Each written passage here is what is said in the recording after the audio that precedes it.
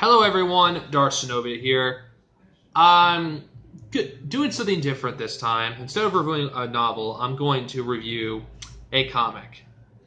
Which is something that isn't in my territory really, but what the hell. I'm going to be doing comic reviews eventually for Star Wars. I might as well start with something that I haven't done yet. A franchise that I'm passionate about almost as much as Star Wars, the Teenage Ninja Turtles. This is my review on the current run of the comic. And I'm referring to the first, the issues that are essentially in this hardcover.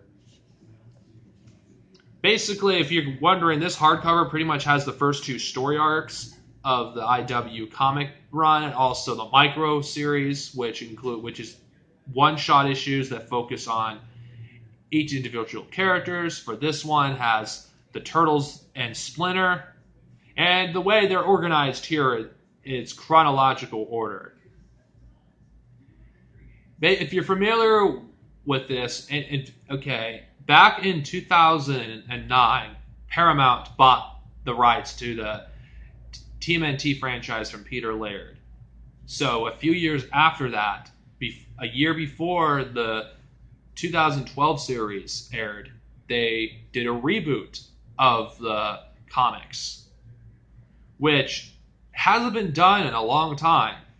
A lot of reboots for this franchise hasn't failed pretty much. The last time they attempted it was in 2004 with the 2003 series, Dreamwave comics, and those were pretty bad. They didn't get good until the last two issues, and by then no one gave a shit. And you've had some other runs of the original comics, the Image comics, which are not part of the main canon of the Mirage comics. Then you had Volume 2 of Mirage and 4.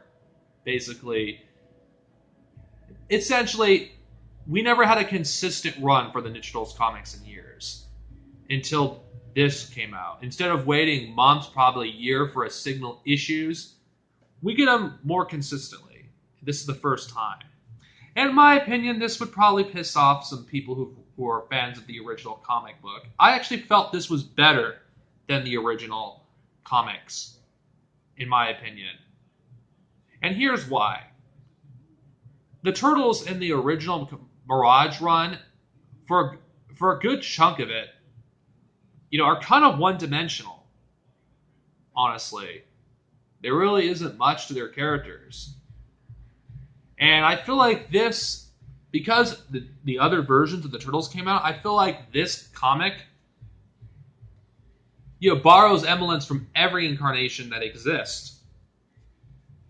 And uses the ones that works. Hell, some characters from various different incarnations actually are in this. Like Han, Angel, Bebop, and Rocksteady, and vice versa. And it doesn't hesitate to use what characters from whatever version. I don't know why it took me so long to read this, but I have. But now we're 3 minutes in. What can I say about this comic? Well, it's good that Kevin Eastman, one of the creators who originally created the original comics, is involved.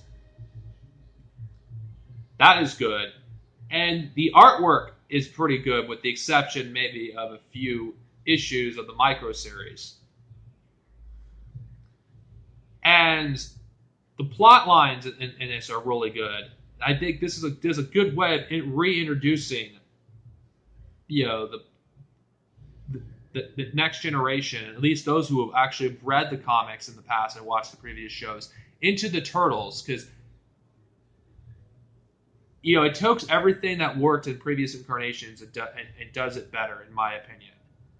And also does a different origin story, because come on, everyone knows the origin story. A kid drops a glass canister with the turtles in there. If they fall in the sewer, Splinter finds them, and a mutagen falls on them, and they mutate. Well, this version, they took a different spin on it. They were lab experiments, along with Splinter himself, which mutated them to the turtles that they become now. Splinter on like most versions of the franchise, Hamato Yoshi and Splinter are the same person. So this is the third, actually technically the second incarnation of the Turtles for Splinter and Hamato Yoshi to be the same person. The second. Well, a lot of the other incarnations, Hamato Yoshi is dead. So it's nice. And also, unlike other incarnations of the Turtles, you actually learn about Splinter's past. You learn about Hamato Yoshi back in feudal Japan. It doesn't give you everything about the Foot Clan, but it does give you some backstory. More backstory than the other incarnations. And the concept of reincarnation is not original. It's been done in other forms of media before, but the way it's done in this is done well. And it's something that Michael Bay possibly could have used in his reboot. But no. But let's not talk about that piece of shit movie. Anyway, I thought some of the new characters they introduced was interesting, like Hob, which I thought was a pretty cool character. And Krang. I really like what they did to the character of Krang. He hasn't really done much in this yet. But I like it how he's not an incompetent buffoon like he is in the 87 series. That's a huge plus. The Shredder is actually, what little we've seen of him is pretty menacing. The characters of the Turtles, their interactions, they actually act like a real family. Not that they don't in the original comics, but it's nice to see those moments. And despite what some people may say, I actually do think that the 2003 series does get some respect because they use emulates from that as well. And it's just, to me, it's just an improvement of the other incarnation of the Turtles, the previous comic incarnation. Honestly, in every way I can think of. I think the writing is solid. I think the artwork is great. And I would recommend it for anyone who's a longtime Ninja Turtles fan. I don't really want to talk about much because I don't want to spoil anything in this. But if you're looking to catch up and you're kind of overwhelmed by the amount of trades that are available, pick up along with the second volume. It'll help you get caught up. Though if you prefer getting the trades, that will cost you probably more potentially. But this is a good way to start. To check out if you really want to start reading this series. And I intend to continue. I think it's that great. I think it's good. I think it's worthy of the name Teenage Mutant Ninja Turtles. I think it deserves to be checked out by any fan of the franchise. Old and new. Expect to hear a lot about this comic in the future because I intend to continue reading it.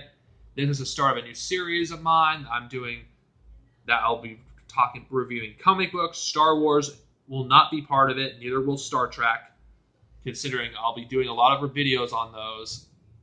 I'll get into more details in a later video and talking about how this is going to work. Anyway, this, based on what's the content that's put in here, I give this a 4.5 out of 5 stars. I would give it a higher, but one of the micro issues, the artwork is so atrocious that I had to deduct something because it's just bad. But other than that, it's great. Anyway, this is Darcenovia. Over and out, and see you next time in another video. Peace out.